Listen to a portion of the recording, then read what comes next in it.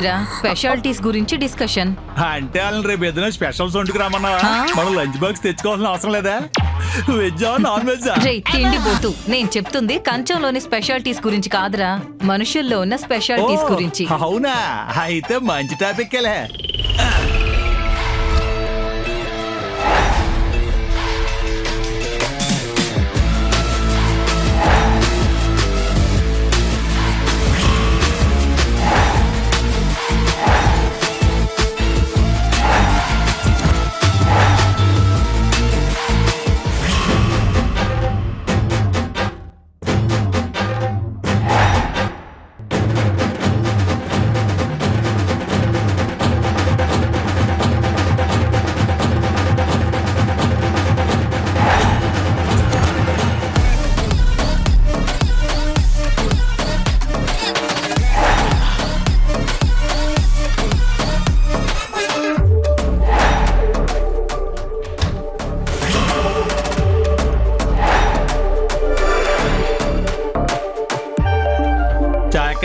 ఏంటి? నేనైతే రాధిక యాటిట్యూడ్ చూసి ఖచ్చితంగా ఏదో ఒక రకంగా డిస్కౌంట్ తీసుకొస్తుందని అనుకున్నాను. కానీ అసలు తనకు బేరం అట్టే రాలేదు.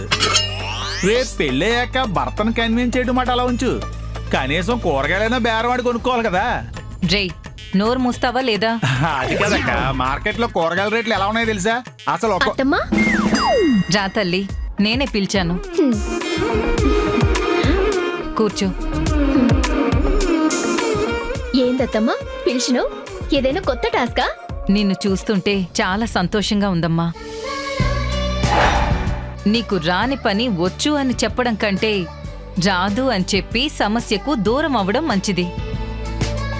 నీకు బేరం ఆడడం రాకపోయినా నువ్వు దాని గురించి ఏమాత్రం దాయకుండా అందరి ముందు ఒప్పుకున్నావు, చూసావా? గంతే కదత్తమ్మా, మనకెందుకు అనవసరమైన ఎచ్చులు?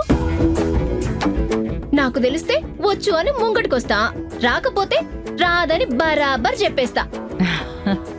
అంతేగాని మోసం చేసుడు మన వల్ల కాదు.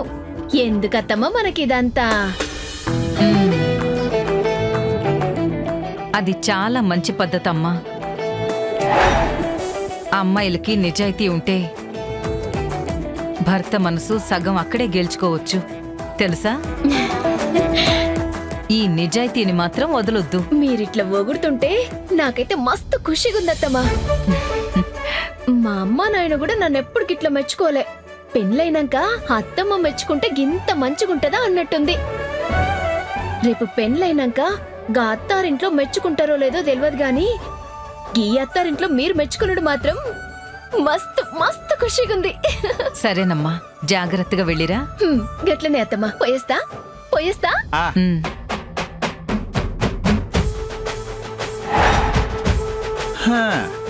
చాయక ఏంటి తెగ పొగిడేసావు? మీటర్ చాలా ఎక్కువేసావు ఏంటి మ్యాటర్? ఎలాగో లిస్ట్ లోంచి తీసేస్తున్నావు కాబట్టి కొంచెం దిల్కుష్ చేసి పంపిద్దామనా? లేదురా, లిస్ట్ లో ఈ అమ్మాయి పేరు కింద నుంచి పైకొచ్చింది.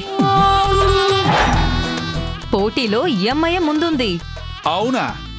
అదెలా అక్క? అయినా నిజాయితీ సంగతి ఓకే గాని లౌక్యం లేకపోతే అల్లుడు గోపితో ఎలా మేనేజ్ చేస్తే? ఆడు అసలే కోపంలో దూరవాసుడు. ఒరేయ్ ఏంట్రా, ఊరుకుంటున్నాను కదా అని నా కొడుకుని అన్నేసి మాట్లాడుతున్నావు? నా ఉద్దేశం అది కదక్క, జస్ట్ నీకు గుర్తు చేస్తున్నాను అంతే. అయినా లౌక్యం లేదని లిస్ట్ లో నుంచి తీసేస్తావా ఏంటి? మిగతా అమ్మాయిలతో కంటే ఈ రాధిక కొంచెం బెటర్.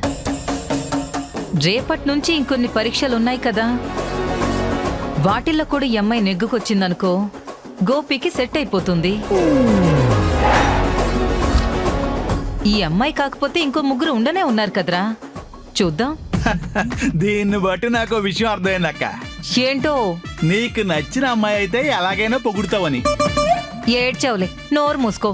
లేదక్క, పూర్వం కూతుళ్ల కోసం రాజులు స్వయంవరాలు ఏర్పాటు చేసేవారంట. కానీ ఇప్పుడు కొడుకుల కోసం నువ్వే స్వయంగా సెలెక్ట్ చేసి వధువుల్ని ఇస్తున్నావు. ఇది కూడా చరిత్రలో నిలబడిపోద్దాక.